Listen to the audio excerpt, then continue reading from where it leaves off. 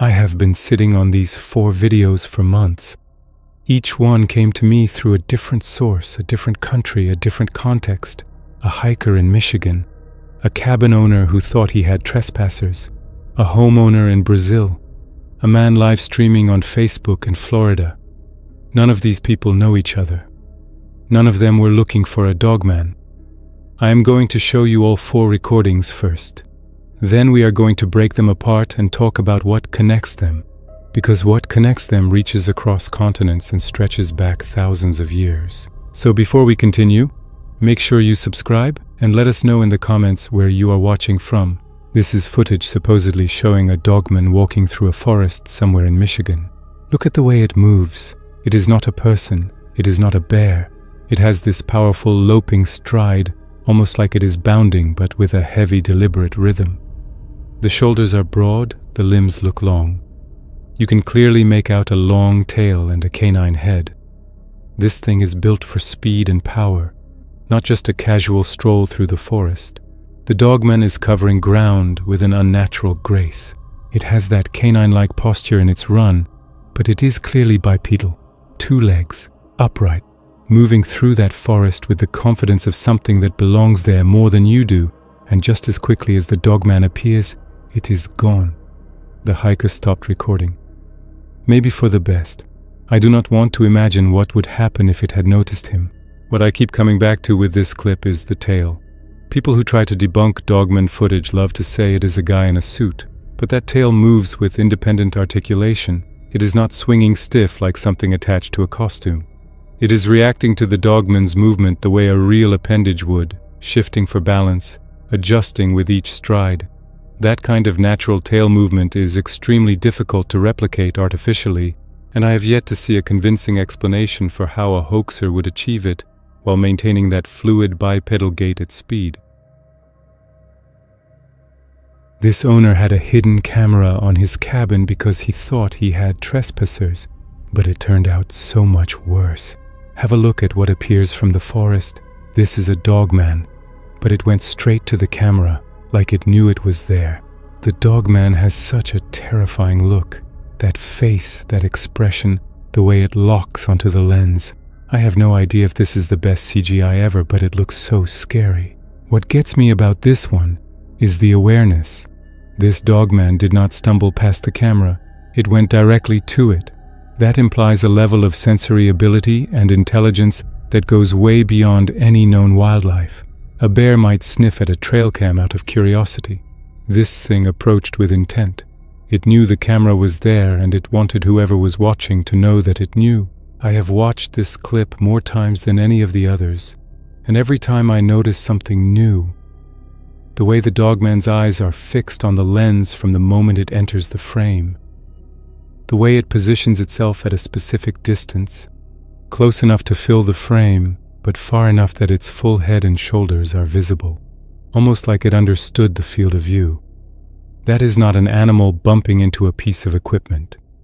That is something that comprehends what a camera does and chose to put on a show.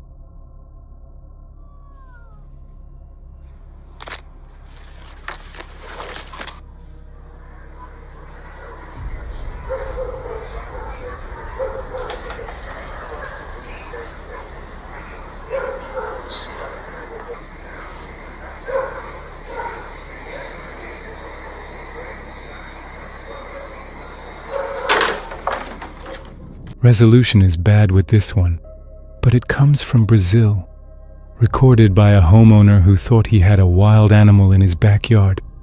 But when he looked around, recording, he realized that behind the table was something else. That looks like a dogman, a scary-looking one, which seemed to stalk the owner. The dogman was looking at him, not running, not startled, just watching from a concealed position. Think about what that means. The homeowner went outside to check on a noise, and the dogman was already in position, already watching, already aware of him before he was aware of it. It was there first. It chose to stay, and when the light hit it, instead of bolting the way any normal animal would, the dogman held its ground and stared. This video comes straight from a live stream on Facebook. This man was recording himself at home when he heard something outside and went to check while still recording. Then he saw something moving very, very fast in the nearby woods.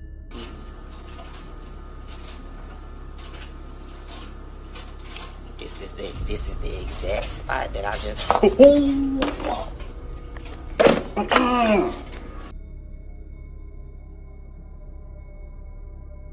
It clearly traversed the distance on 2 legs, and it was too huge to be a human. Many claimed this was Bigfoot, but to me it looks too slender and agile to be Bigfoot. I always imagined Bigfoot like this sturdy, slow-moving thing, whereas this is very fast, agile, reminding me of a canine. The way this thing moves is like watching a dog go from standing to a dead sprint in half a second, except it is doing it on 2 legs. That explosive burst of speed, that lean athletic build, that is not Bigfoot behavior. That is Dogman behavior. And the fact that this was captured on a live stream means there was zero opportunity for post-production manipulation. His audience was watching in real time. I want to dig into the Bigfoot versus Dogman distinction here because I think it matters. A lot of encounters in the Southeast get misclassified as Bigfoot or skunk ape, simply because the witness saw something large and bipedal, and those are the only categories most people know. But the behavioral profiles are completely different. Bigfoot, in the vast majority of encounter reports, is evasive. It retreats. It avoids confrontation. It does not want to be seen. Dogman is the opposite. Dogman holds ground. Dogman approaches. Dogman moves with the speed and aggression of a predator, not the caution of a prey animal trying to stay hidden. Whatever is in this Florida footage moves like a hunter, not like something trying to get away. That distinction matters, and I think Florida is massively underreported for Dogman specifically because people default to calling everything Bigfoot. 4 recordings, 4 different countries, 4 people who were not looking for anything unusual and found something they cannot explain. Now let me tell you why these clips, when you put them together, paint a picture that is much bigger than any single sighting. The first thing that jumped out at me when I lined these up is the physical consistency. The Michigan Dogman and the Florida Dogman share a body type. Lean, athletic, long-limbed, built for covering ground, fast. The Brazil Dogman has a similar frame, crouched but clearly tall and powerful when you account for the posture. Even the cabin camera Dogman, which is mostly a head and upper body shot, shows the same broad shoulder structure and canine facial proportions. If 4 random hoaxes in 4 different countries were independently faking Dogman footage, the odds of producing creatures with this level of physical consistency are astronomically low. You would expect variation. You would expect one guy's costume to look completely different from another's. Instead, these 4 recordings show entities that could belong to the same species. I actually went frame by frame on each of these clips and compared limb proportions, head-to-body ratios, and shoulder width relative to hip width. In every case, the proportions fall outside the range of known primates and known canines, but remain consistent with each other. The arms are too long for a human but too short for a great ape. The legs are proportioned for bipedal locomotion, but with a digitigrade stance, meaning the heel is raised the way a dog's is rather than flat on the ground like a human's. That digitigrade stance is visible in both the Michigan clip and the Florida clip, and it is one of the hardest things to fake convincingly. When people wear Dogman costumes or stilts, they almost always walk plantigrade because that is how human legs work. The digitigrade stance in these recordings is either expert-level special effects or it is real anatomy. The second thing is the behavior. Look at the pattern across all 4 clips. In every single one, the Dogman displays awareness. The Michigan Dogman moves with the confidence of a territorial animal that knows its surroundings. The cabin Dogman goes directly to a hidden camera. The Brazil Dogman is already in position, watching the homeowner before the homeowner knows it is there. The Florida Dogman moves with explosive speed through familiar terrain. None of these are the panicked reactions of an animal caught off guard. These are the deliberate actions of something intelligent operating on its own terms. I want to point out something specific about the cabin footage that I have not seen anyone else mention. When the Dogman approaches the camera, it does not just look at it. It positions itself at a specific distance and angle that maximizes how much of its face is visible in the frame. Think about what that means. This Dogman not only detected a hidden camera, it understood the concept of a camera's field of view well enough to position itself for maximum visibility. That is not instinct. That is comprehension of human technology.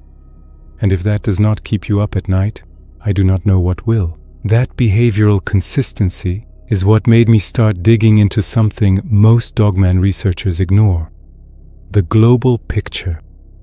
Because these 4 clips do not just come from different places, they come from continents with completely separate cultural histories that, when you actually sit down and research them, have been describing the exact same thing for thousands of years. Most people who follow Dogman content think of this as a Michigan thing, maybe Wisconsin, maybe the Appalachian corridor.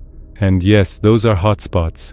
I covered the Michigan history in earlier videos on this channel, and the sheer volume of reports from that region alone is staggering. The Michigan Dogman legend goes back to at least 1887, when 2 lumberjacks in Wexford County reported seeing a creature with a man's body and a dog's head. But the oral traditions of the Odawa and Ojibwe people who lived in those forests for thousands of years before that include descriptions of beings that walk upright with the features of wolves. What a lot of people do not know is that the 1887 account was not isolated. In the years following that report, logging crews across the northern Lower Peninsula and Upper Peninsula filed complaints with their employers about encountering large animals that walked on 2 legs in the timber stands. These complaints were not treated as supernatural claims.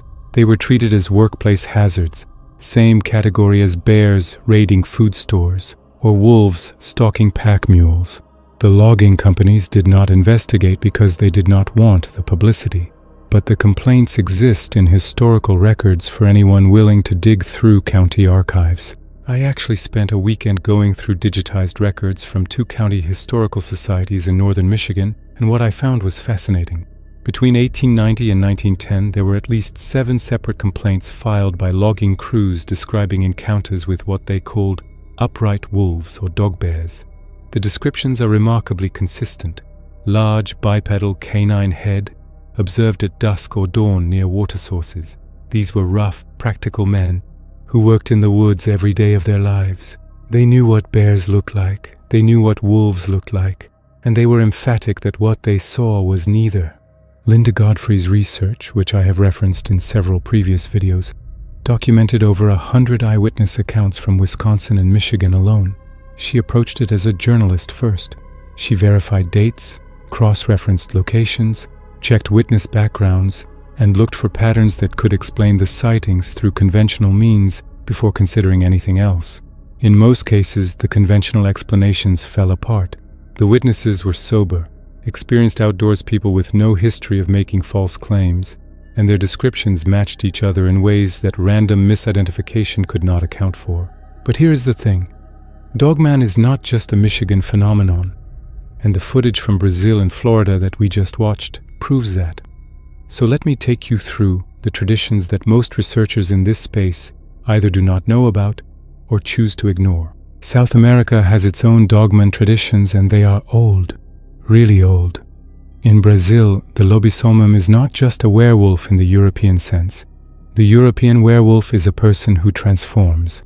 The Brazilian lobisomem, depending on which regional tradition you follow, is sometimes described as a permanent entity, a being that exists in a hybrid state, canine head, upright body, moving through forests and rural areas at night.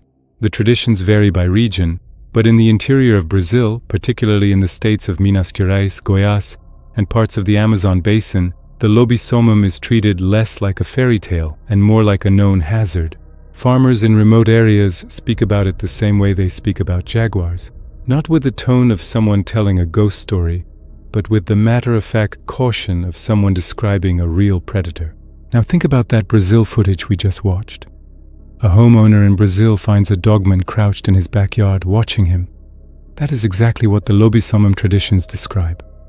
Not a rampaging beast, not a howling monster attacking livestock, a quiet, intelligent presence that positions itself near human habitation and observes. The footage and the folklore describe the same behavior, separated by centuries. Further south in Paraguay and Argentina, the Guarani people have the legend of the Luison. In Guarani mythology, Luison is the seventh son of Tau and Kirana, cursed to become a monstrous wolf-like creature. But what is interesting is that in the oldest versions of the tradition, before European contact muddied the waters with their own werewolf folklore, the Luison was described as something that already existed in the landscape. Not a cursed human, not a transformation, a being, upright, canine, territorial, dangerous. The Guarani warned their children away from certain areas because of Luison, the same way the Ojibwe warned their children about certain forests in Michigan. The geography is different. The cultures are separated by thousands of miles, but the behavioral description is almost identical. I personally think this is the most underexplored angle in Dogman research. Everyone wants to focus on the latest trail camera footage, and I get it, that stuff is exciting. But if you want to understand what Dogman actually is, you have to look at the full picture. You have to ask why cultures that had zero contact with each other, separated by entire continents, developed nearly identical descriptions of the same type of creature. That is not coincidence, that is convergent observation. Different people, in different places, at different times, encountering the same thing. What really struck me when I was digging into the Guarani accounts was how specific the warnings were. These were not vague cautionary tales. They identified specific rivers, specific stretches of forest, specific times of night when the Luison was most active. That level of geographic and temporal specificity is exactly what you would expect from people who had been observing a real animal's patterns over generations. You do not create that kind of detailed behavioral map for something imaginary. You create it for something you need to avoid to survive. The Colombian and Venezuelan traditions add yet more corroboration. In the Llanos, the vast grasslands of inland Colombia and Venezuela, cattle ranchers have long reported encounters with a creature they call the wolf man. The descriptions vary, but the core elements remain constant. Bipedal, canine head, nocturnal, fast, intelligent, associated with river crossings and dense gallery forests that line the waterways. The ranchers who report these encounters are not superstitious city people visiting the countryside. They are men who have lived their entire lives alongside jaguars, anacondas, caimans, and every other dangerous animal South America has to offer. When they say something is different, something is wrong, something they cannot identify, I take that seriously. These are people who can tell you the difference between a jaguar track and a puma track at a glance. When they say they have seen something that does not fit any animal they know, that carries weight. Central America adds another layer.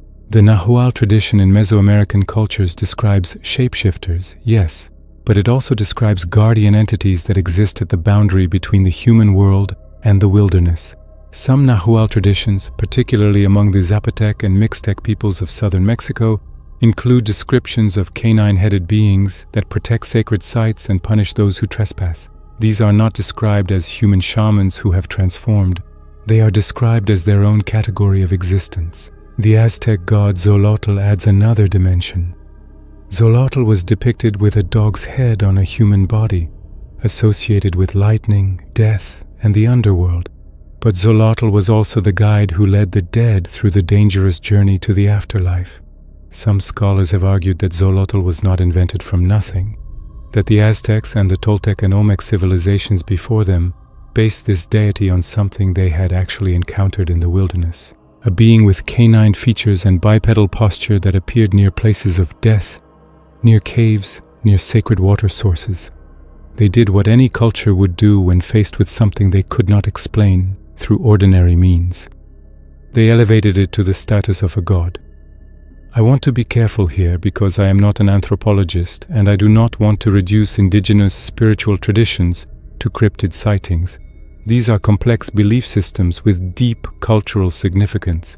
But I also think it is intellectually dishonest to ignore the physical descriptions embedded in these traditions. When the Guarani described the Luison as a being with the body of a man and the head of a wolf that stalks riverbanks at night, And when farmers in rural Paraguay still leave offerings at certain crossroads to keep the Luison away, those are not abstract spiritual exercises. Those are responses to something experienced in the physical world. And when you then watch footage from Brazil showing a dogman crouched in a backyard, doing exactly what these traditions describe, you start to understand that maybe the line between folklore and field report is a lot thinner than we have been taught to believe. As I covered in my video about global dogman parallels, this pattern holds across every continent. Europe has deep traditions going back to the medieval period and beyond.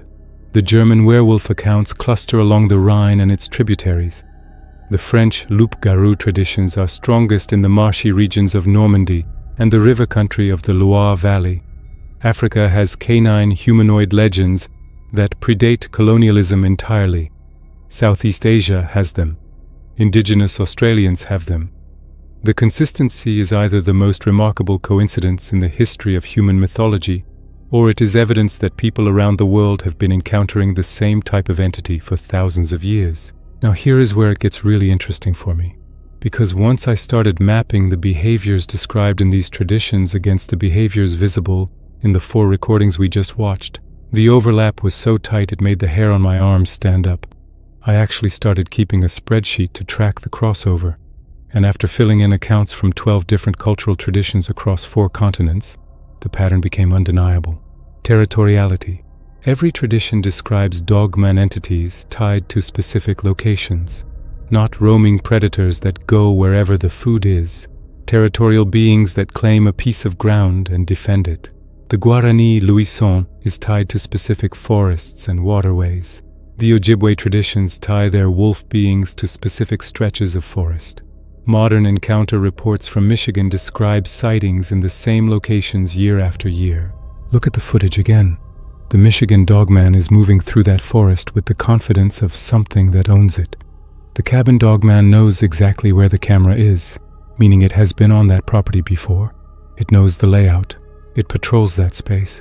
The Brazil dogman has positioned itself in a backyard like it has been there before, comfortable enough to sit and observe rather than flee.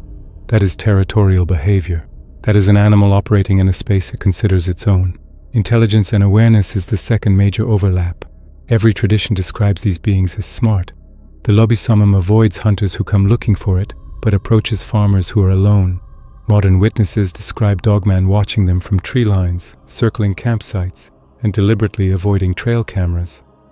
I have talked to enough witnesses at this point to say confidently that the intelligence factor is the single most common element in encounter reports. People come away from dogman encounters saying the same thing over and over. It was watching me. It was thinking. It knew I was there before I knew it was there. That is exactly what we see in the cabin footage. That is exactly what we see in the Brazil footage. These are not dumb animals stumbling into frame. These are entities that are making decisions in real time about how to respond to human presence. Third, the night association. Across every culture, these beings are primarily nocturnal. The Brazilian lobisomum moves at night. The Luison hunts at night. The Nahual entities are most active between dusk and dawn. Modern dogman encounters follow the same pattern. The overwhelming majority of sightings occur in low-light conditions. 3 of the 4 recordings we watched involve either nighttime footage or heavily shaded forest conditions. That is not a coincidence. That is a consistent behavioral pattern observed across cultures and centuries. I personally think the nocturnal pattern is one of the strongest pieces of circumstantial evidence that we are dealing with a real biological entity rather than a cultural invention. If different cultures were independently making up stories about scary monsters, you would expect more variation in when and how these monsters appear. But the consistency of the nocturnal behavior across thousands of miles and thousands of years suggests observation, not imagination. People were reporting what they actually saw, and what they saw moved at night. Fourth, and this is one that I find particularly fascinating, the sound factor. Multiple traditions describe dogman-type entities producing vocalizations that do not match any known animal. The Guarani traditions describe the Luison making a sound that is part howl and part human scream. Encounter reports from the Appalachian corridor describe a similar vocalization. a howl that starts like a canine but shifts midway into something that sounds disturbingly human.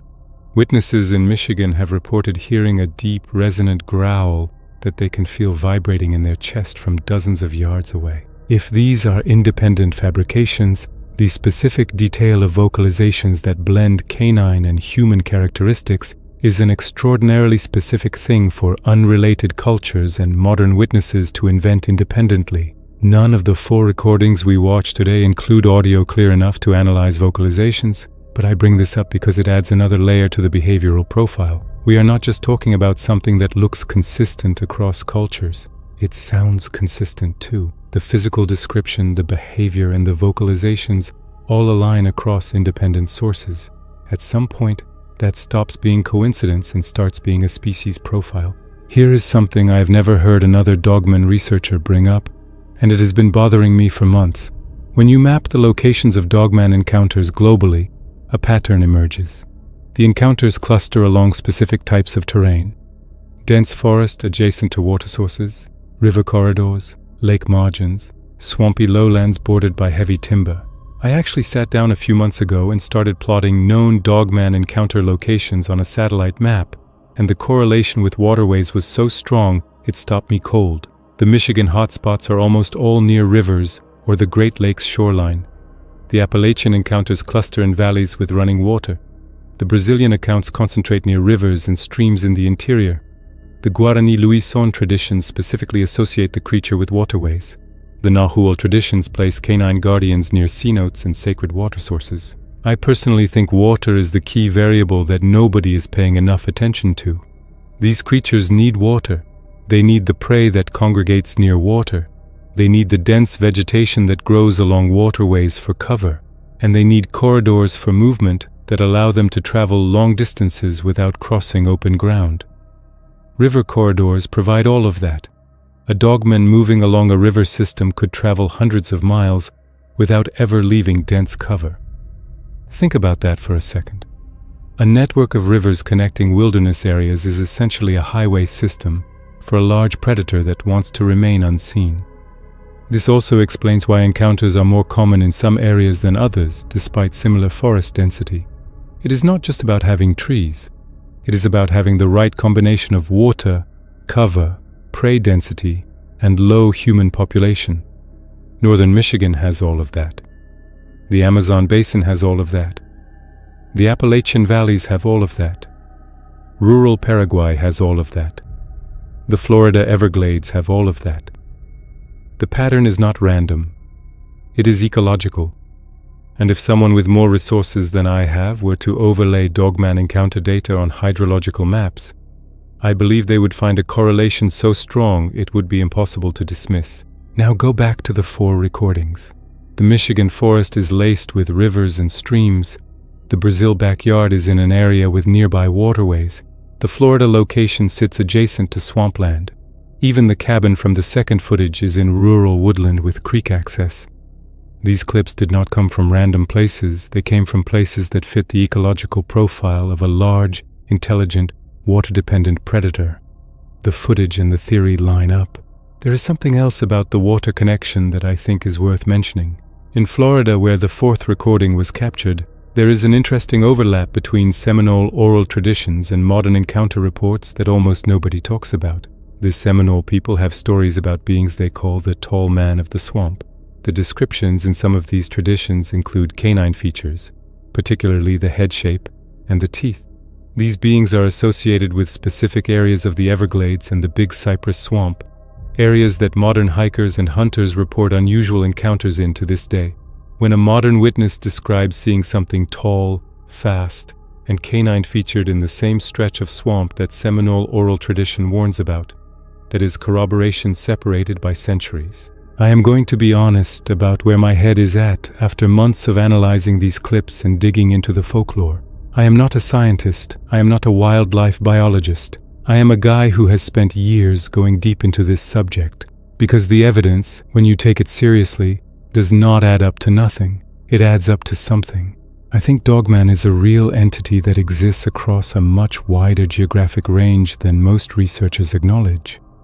I think the reason North American encounter reports dominate the conversation is simply because North America has more people with cameras in the woods and a more active online community sharing footage.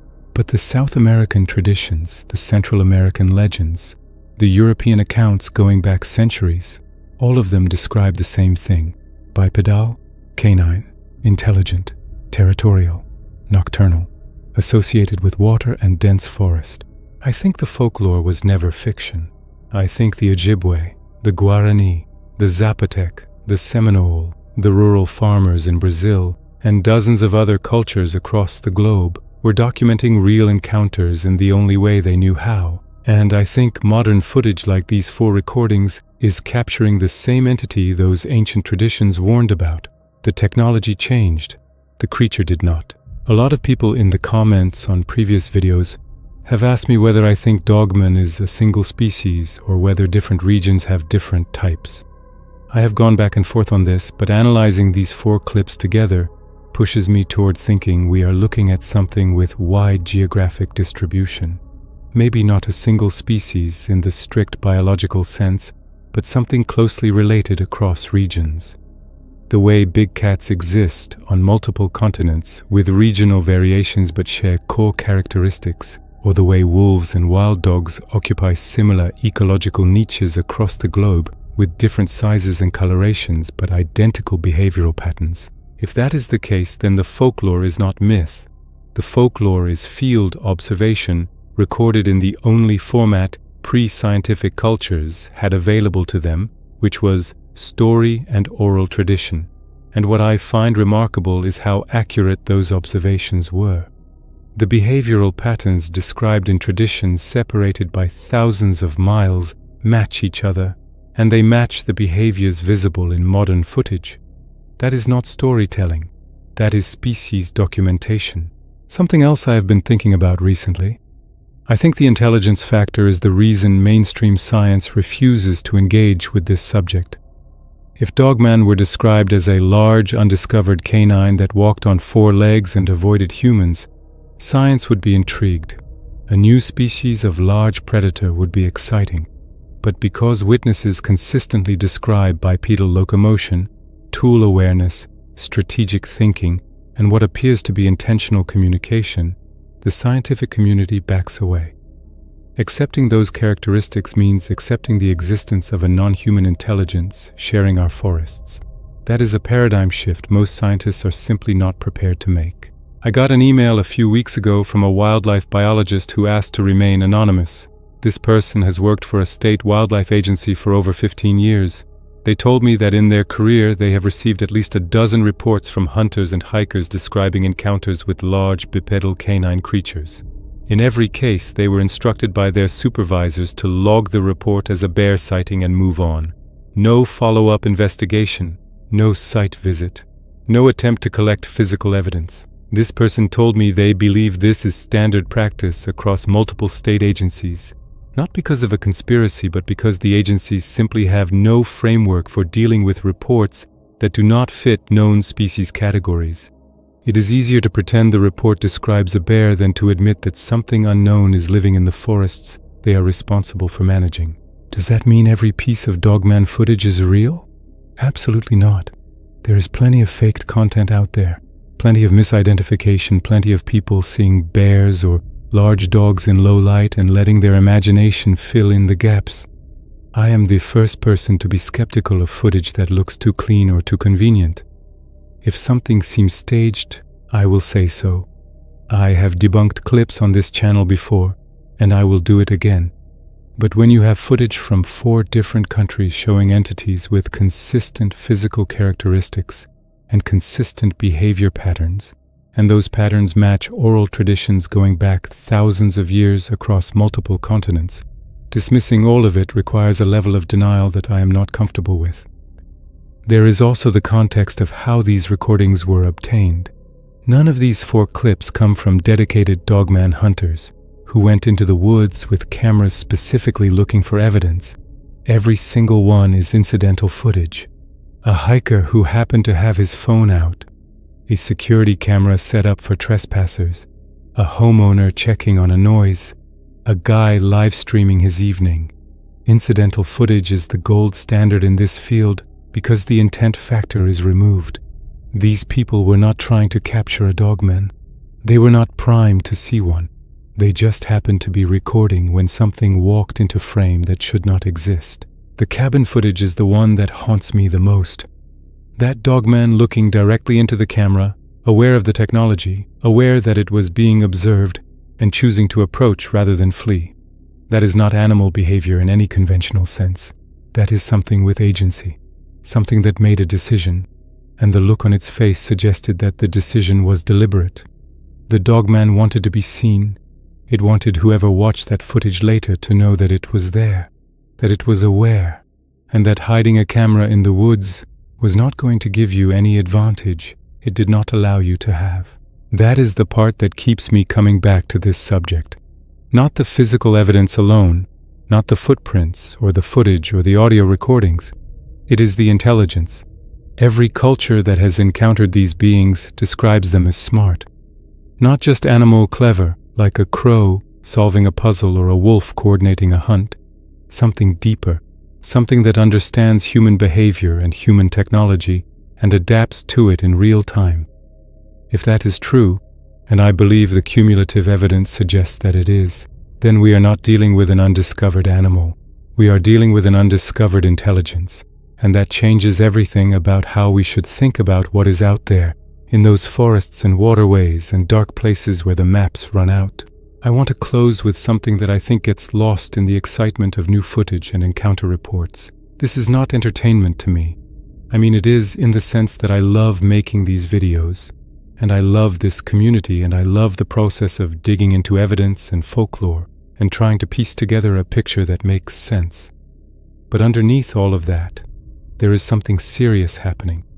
People are encountering things in the wild that terrify them, that change their relationship with the outdoors, that in some cases alter the course of their lives. And those people deserve to be taken seriously. The hiker in Michigan who filmed that first clip probably did not set out that day expecting to have an encounter he would carry with him forever. The cabin owner was just trying to catch trespassers. The homeowner in Brazil was checking on a noise. The guy in Florida was just live streaming. None of these people asked for what they got, and when they try to talk about it, most of them are met with ridicule. What really gets me is the courage it takes for people to share this kind of footage. The Michigan hiker could have deleted that video and told himself it was a deer. The cabin owner could have chalked it up to a software glitch. The Brazilian homeowner could have convinced himself it was a stray dog. The Florida live streamer could have edited the stream archive and pretended it never happened. But they did not. They kept the footage. They shared it. And because they did, the rest of us get to see what they saw and form our own conclusions. I have been doing this long enough to know that for every piece of footage that gets shared publicly, there are probably 10 more sitting on phones and SD cards and hard drives, never uploaded because the person who filmed it is afraid of the backlash, afraid of being called a liar, afraid of being mocked by people who have never spent a night alone in the woods and have no idea what is actually out there. If that is you, if you are sitting on footage or an encounter story that you have never shared, I want you to know that this community will take you seriously. I will take you seriously. Because the more data we have, the clearer the picture becomes. And right now, across 4 continents and thousands of years of human testimony, that picture is showing us something extraordinary.